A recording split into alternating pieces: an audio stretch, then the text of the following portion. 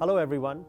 Today I'm going to talk about face masks. A lot of people ask me about face masks. Are they effective? Should my children be wearing a mask?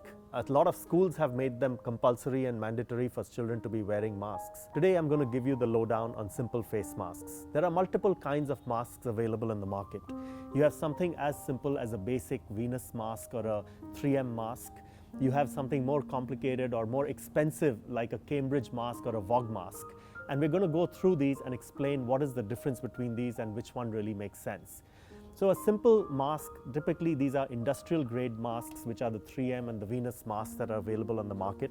They range in price from anywhere from 50 rupees up to 300 rupees. The simple surgical masks don't really work very well for the kind of pollution that we're talking about, so try and avoid those. I think they're somewhat reusable. I've used this particular mask, for example, wearing it for 10 to 20 minutes on a particular day for 2 to 3 months without any problems.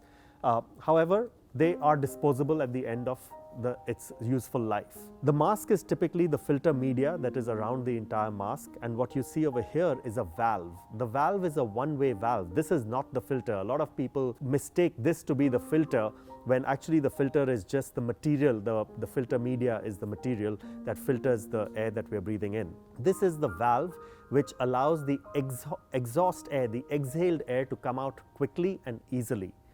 One of the big challenges that I have with any mask, be it a simple 3M or a venous mask, or whether be it a fancy Cambridge mask or a Vogue mask, is between the mask and your skin, you have a little bit of space. And that little bit of space, when you're exhaling your air out, the valve helps in removing most of the air that you've exhaled. But a small percentage of the air, let's assume 5% of the air that you exhale out, stays within the skin of the mask and your skin on your face. And when you inhale, the first bit that you inhale back is that stale exhaled air that stays between the mask and your face. Technically, the air that you exhale out has carbon dioxide levels of 40,000 parts per million. When you're outdoors, the carbon dioxide level is about 400 parts per million. Now do the math. 5% of the air which is stuck between your skin and the skin of the mask, which you're going to re-inhale back at 40,000 parts per million, and 95% at 400 parts per million, your average exposure of carbon dioxide is 2,300 parts per million. Wearing a mask for long-term use, anything more than 10, 15, 20 minutes, I'm not a big fan of that, and I don't like that. So when I see kids in school wearing a mask for the whole day, that's a complete no-no. Rather do better filtration and better solutions in the classroom so that they don't have to sit with a mask, because at high levels of CO2 it impacts their cognitive ability. The reason why they're going to school for learning starts to get impacted because of wearing a mask for a long period of time. So when to use a mask? That's very simple. When you're outdoors for a short period of time in extreme conditions of high pollution, wear a mask to protect yourself.